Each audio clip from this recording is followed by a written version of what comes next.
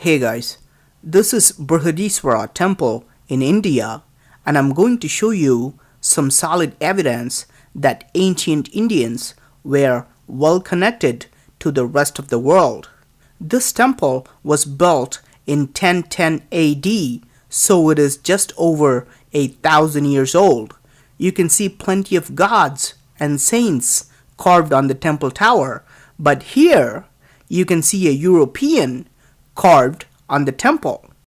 This is really surprising because historians will tell us that the first European to reach South India was Vasco da Gama in 1498, but this temple was built 500 years before his arrival.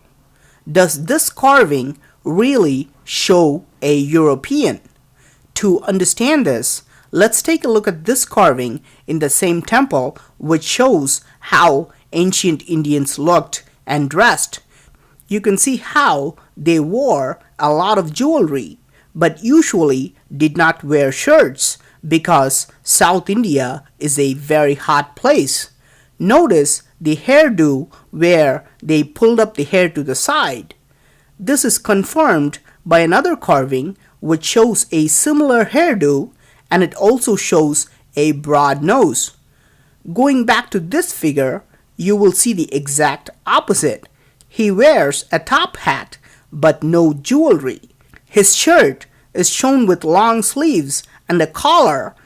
His nose is carved sharp, and he even has a beard as opposed to Indians who were clean shaven. His hair is let loose to the sides, and if you look at his hands and his face, it's almost looking like he is posing for the sculptor. If you compare this carving with Robert II, the King of France during the same period, it's almost an accurate match.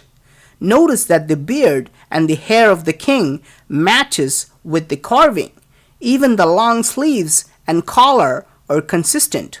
The only difference is that the king is shown with a crown in Europe, and here he is shown with a hat. It's very likely that this carving shows King Robert II of France because only gods, kings, and saints are usually carved on Hindu temple towers. How is such an accurate carving possible? Were the world leaders connected 1,000 years ago just like they are connected today? Are there any other carvings in this temple that show people from other countries as well? Here's another carving in the same temple that's also quite incredible. This clearly shows a Chinese man with a long beard and a long mustache. Here's a painting of an ancient king who ruled China. Look how he too has a long beard and a long mustache. Remarkably, he wears a similar headdress in the painting, just like the carving shows.